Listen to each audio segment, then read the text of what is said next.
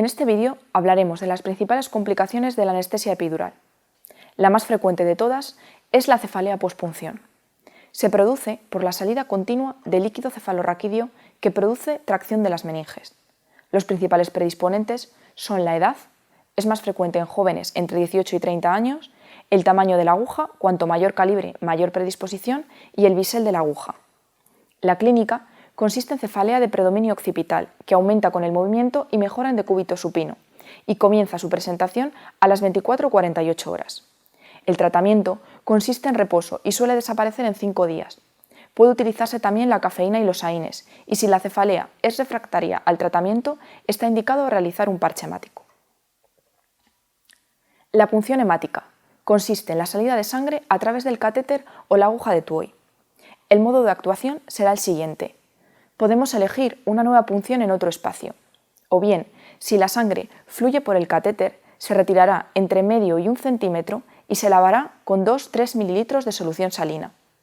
Previo a aspiración y si no salió sangre, se podrá dar una dosis de prueba, 3 mililitros de anestésico local, por ejemplo, lidocaína al 2%.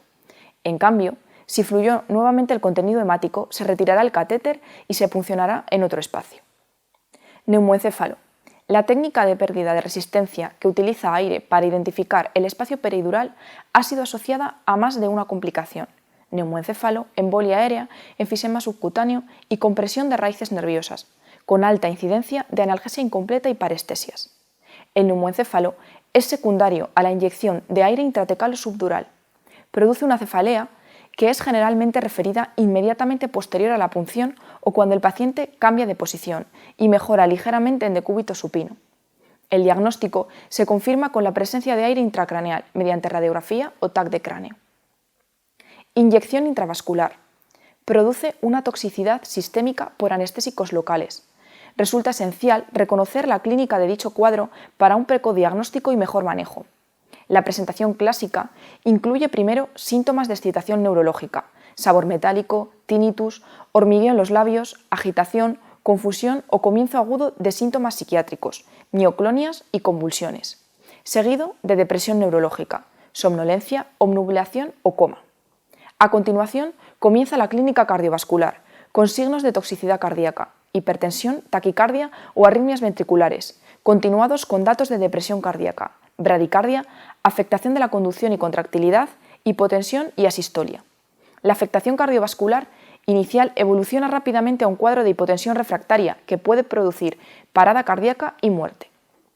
El tratamiento de la intoxicación por anestésicos locales consiste en parar inmediatamente la administración del anestésico local, valorar la administración de una emulsión lipídica intralípid desde la aparición de los primeros síntomas, oxigenoterapia al 100%, evitar la hiperventilación y asegurar la vía aérea si es necesario, tratamiento de las convulsiones, con benzodiazepinas y dosis bajas de propofol, evitar la hipotensión y la bradicardia usando vasopresores como la efedrina.